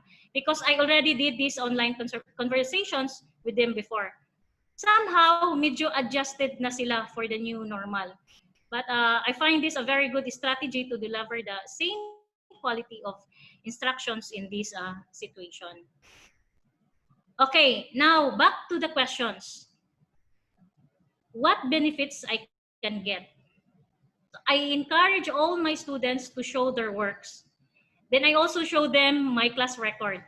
I will actually, it will actually boost their confidence and morale. So this is more than, these certificates is more than their grades.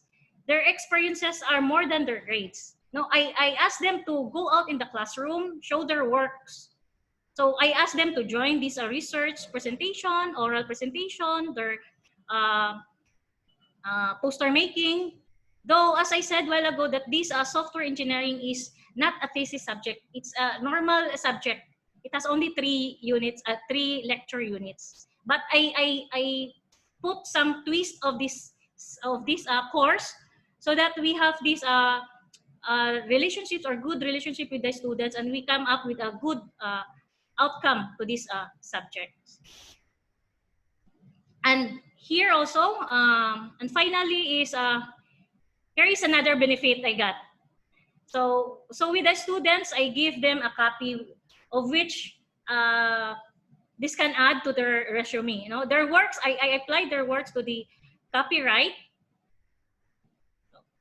It's really quite amazing, no? Okay, for I already have this around 10 copyright from the students' work.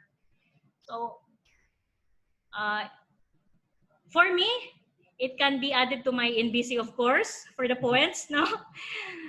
So all these certificates shows the hard work we did with the students.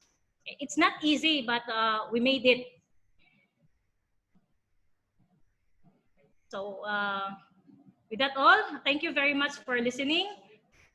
Hope that you got something from the samples I have shown, and that will benefit you to earn benefits of giving this feedback. Okay, thank you very much.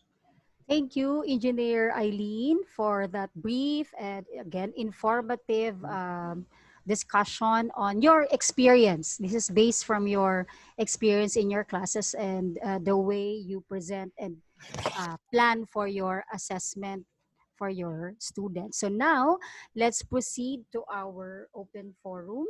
So let's see if our participants, right now we have around more than 600 viewers in our FB Live. Let's see if they have some questions posted in our comment box so that Engineer Estampa and Engineer Sheras can answer. Let's see, many of them are giving comments. Thank you. Congratulations to our speakers. Okay, our watchers, you are encouraged to write your comments in our comment box for our speakers. Okay, there's a question from Dr. June Demetrio, may I know why Moodle was not mentioned in the suggested platforms? Engineer Estampa, maybe you can answer the question. Hello po, yung sa Moodle po, can I be heard, ma'am? Yes po. Ma'am, yung thank you for the questions po. Yung Moodle po kasi it was an honest mistake. Nakalimutan ko pong ilagay. Pero as for us po sa USTP, sa University of Science and Technology of Southern Philippines, yung learning management system po namo is Moodle based, yung USTEP. Okay, thank you for that. Sir Lloyd, another question. Is it possible for an instructor to set the time frame of 24 to 48 hours, the best time, to give feedback when you are holding more or less 80 learners? I mean, 3 to 4 sections for a single subject or course, for example. This excludes the other subjects you are handling. This is from Mr. JL Acombre. Thank you po for the question. The concept of 24 to 48 hours, that is just for the ideal. If we will just give our best, maybe close to that lang po. Like for example, if in case di po kaya yung 24, 48, maybe 49 or no, let's just give our best po.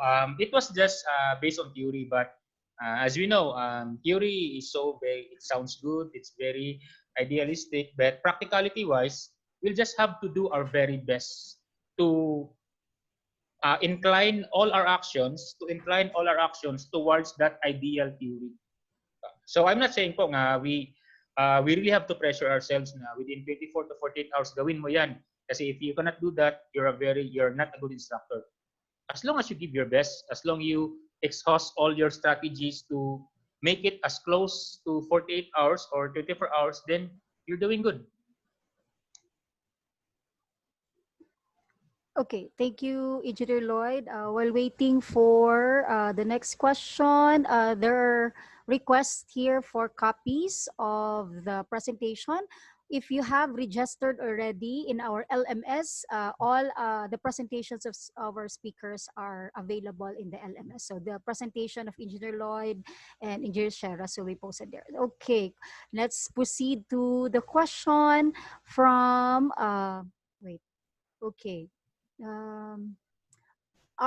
from Alex, Mr. Alex Tolentino.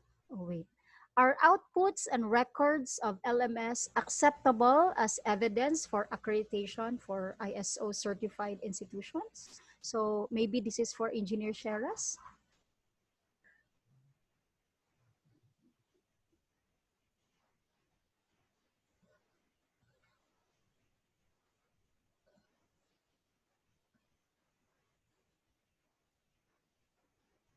Ma'am Eileen? Thank you for that question, sir. In our case, the certificates that we have for the students, like the research and those copyright certificates, can be also used during when we have this ISO. It's one of the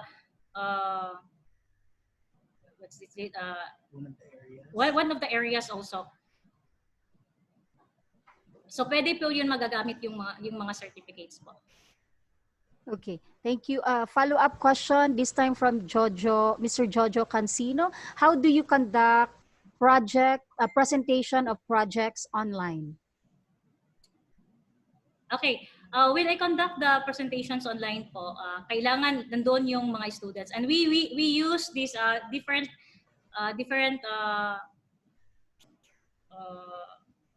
platform po, as long as yung availability ng mga students. I will not require them to use only this kind of platform. At yung time naman, it should be also all the students, all the groups of all the students of that group is convenient to them. Yung ibang mga students kasi, yung mahina yung signal, they are using this data mobile. So some of them asked to have this mga around 7 o'clock in the evening, 8 o'clock in the evening, 9 o'clock in the evening. And since that in my case, I have a good connections of my internet, even that I am too sleepy on that time, but I consider that one because of this new normal. We cannot just say to the students nga, oh, this is the only time that I have. Yes Okay. po. Thank you, engineer. Maybe any of our two speakers can answer for the question from Miss Ellen Avila. What is, maybe this is from your experience, what is the best method of giving major exams to our students during this new normal? Okay, for the new normal, ma'am, actually, honestly speaking, we are still doing this learning on how we are going to do this thing. But with the help of this LMS, the learning management system, maybe we can use those system. So example is we have this in my case, no, I use this Google form to give this exam to the students. Other than that, I haven't tried other platforms, but it's a good I think it's a good learning process learning to have this exam to the students. No, kasi when we have this mga online platform, we cannot deny that, especially sa atin ng mga faculty, that we cannot deny na, oh, mayroong nagkukopyahan dito, no? Merong they have this the same answers, they have the same scores because nagkukopyahan sila. We cannot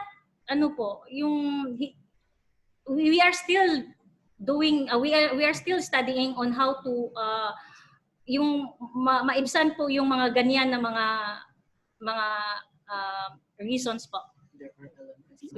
Okay, thank you, Engineer. Ma'am Engineer Marlita, Estampa, do you want to add something? Okay, ano po, just an addition po, is just a rejoinder sa sinabi ni Ma'am Eileen. Whatever happens po, gawin po natin to yung palagi yung tinatawag nilang triangle.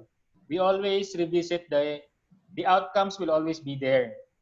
Then we have these activities, then we have these assessments. So as our academic freedom, we can always we cannot change the outcomes, no? Kasi parang yan, agreed upon yan by the department na we need to give these outcomes to the students. Now, where our creativity is needed? We just need to tweak these activities na from face to face gawin nating online based or offline based na parang flexible. Tapos assessment din po, pwede din i-tweak natin ng konti. Rest assured without compromising the outcomes. Now, about the issue of the cheating, kasi di maiiwasan yun cheating. That is, if yung assessment mo is more on more on principles, more on objective type. So why not for those assessments na kailangan ng mga objective answers like what is thermodynamics, like how volatile the substance is, yung objective yung mga answer, why not use, like for example, you're using module-based na learning management system. Just maximize the use of the quiz feature. Like for example, the student can repeatedly take the quiz until malaki na yung score niya.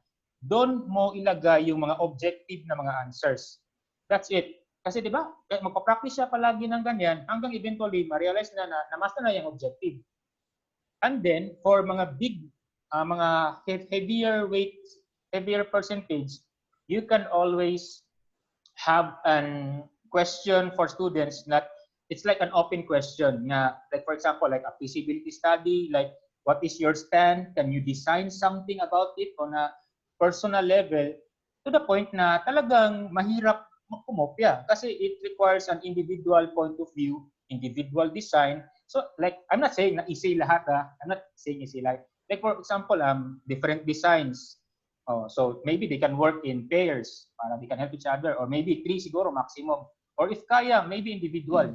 So yung mga exam na kailangan ng mga objective na mga answers, use the quiz feature. Yung palaging mag-click lang siya, eventually lalaki na yung score niya. Pero yung critical na mga part, make it personalized. Give them questions na there are many answers. As long as they can justify it, as long as they can attach information or competencies na talagang na-capture yung outcomes na gusto natin, then that's very good. At least several answers. Walang kopyahan na mangyayari because they have to justify it by themselves. Yan po. Okay, thank you for that clarification. Based again on your experience, sir, Engineer Estampa, may question po si Ma'am Exaltacion Agolito. This is regarding the tips you gave presented earlier, giving feedback through technology. In order ba ito? If not, okay lang ba if it is in order? Pwede bang number 1 ang have a plan? Ano lang po yun, ma'am? You can always rearrange the order. Okay. So, really still related to the presentation of Engineer Estampa from Leonora Kilang. How about giving feedback by giving the student advice to do things or this properly through messenger only? Ma'am, it's a very good start po kasi 'di ba, meron namang nakalagay doon na use first with the platforms, the online platforms na komportable ka or yung mas madali para sa iyo na yung walang masyadong learning curve na very steep. So you can always start with Messenger. But hindi I'm not saying na palagi ka na lang mag-Messenger, okay? So at least after Messenger, siguro after 2 to 3 months, you also learn in the background additional platforms na maybe aside from Messenger, you can also use this. But I'm not saying na always be accessible to students. Yun talaga yung advantage niyan, di ba? Kasi di ba halos lahat may Facebook, halos lahat may Messenger. It's very okay. So, it's a very good way to start. But let's not deprive also ourselves to explore some varieties. Yan po. Okay. We can accommodate one more question before we end. Maybe Engineer Estampa or Charis can answer this from Mr. Wilvin Galia. Our problem in their school is overlapping of consultation time and availability of students. What can you suggest that the school heads can do? Okay. So what we can suggest po that the school heads can do? Yes po. The school heads can do. For me, if I have the faculty, since we're all in this together naman po, with this pandemic, with this new normal, we can say that we are caught off guard with this. We need to adapt automatically. We need to improvise along the way. But for me, with the question with many di ba, many students, with my strategy with that is I will empower my faculty to give them academic freedom to approach this in their own style. If there are many students, they can always start with small groups. Pwede small groups muna, like for example, you have 40 students and 6 sections. Ideally, maganda nga dapat isa-isa pwede mo yung i-consult. Pero if sobrang dami talaga, why not start with small groups? Like for example, just group them in 4, in 5, yun muna. Then eventually they feedback with themselves. At least it's easier. It's again, I repeat, ideally, sobrang ganda talaga if isa-isa you will have a consultation for them. But if practicality-wise, you can start with small groups. Thank you. Engineer Charas, you want to add? Yeah, yes, ma'am. In addition of Engineer Estampa, based on my experience, because I already experienced that case, that scenario, I asked the students to have their manuscript or documents sent through email or through Messenger, or else they have this video presentations or kaya video because they are, if they are asking, no, they were going to send their video, then tapos doon sinasabi nila na, ma'am, ito yung problema namin, ganyan. Then anytime of the day, they can send that one. Even that meron pong overlapping na nangyari sa other instructors, I can still see that video or kaya yung documents nila. Then after that one, I will give feedback to them. Then anytime also I can send it to them. So it's their they have their own pace to check the feedback that I give it to them also. So kasi yes, that's true na mayroon talagang overlapping na mangyayari. Sasabihin ng mga estudyante, ma'am, hindi po kami dito pwede kasi si Mr. X ay we have a schedule also in this time. That sa atin naman as a faculty, no, if possible, no, we will have this dapat open line tayo sa mga students for this day. Okay, thank you. Thank you so much, Engineer Seras and Engineer Stampa, for responding to the questions. So as much as we want our speakers to respond to all the other questions, we don't have enough time. So, but if you want, you can still write your comments or questions. Maybe they have time later to scroll and respond to your queries personally. But as of now, we still have questions on how to register to our LMS. We have been reminding our Region 10 participants and that, but we ask Mr. Torres, our staff, to flash again our um, link to our LMS. Yeah, at the right bottom part, and our registration form for today, this morning, is this. Okay, on the upper part, and it's also in your Facebook video sa my title part. There's also the registration link there. But for our Region 10 faculty, be reminded that we are supposed to have, or you are supposed to submit already soon, your 5th workshop output.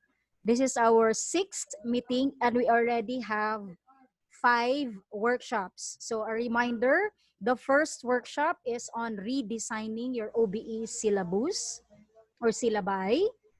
The second workshop was on constructing your own course module or course guide, or utilizing any of your open educational resources. The third workshop was on creating performance tasks aligned with your course or learning outcome. The 5th workshop was on constructing or designing rubrics for assessing students' tasks. And for today, the workshop is supposed to be designing your formative assessment. So we expect to have an adjustments in your syllabus because you are supposed to design your formative assessment. You have to submit your redesigned formative assessments that will fit the new normal. So that's the workshop for this. And be reminded that you have to register again this afternoon for your afternoon session. Okay, so if you are okay with that, we are ending the session for today. Thank you again to our resource speakers, Engineer Lloyd John B. Estampa and Engineer Eileen A. Sheras of the University of Science and Technology of Southern Philippines. Thank you also to their director of CITL for the guidance. She's always present, no, to check on her staff, no. Dr. Amphi, thank you for your presence, and thank you also for the guidance of our overall TWG lead for this, Dr. Seni Malabanan, for the support. See you again tomorrow, and we expect to see submissions to LMS later. Thank you very much. Good morning, everyone. Keep safe and keep healthy.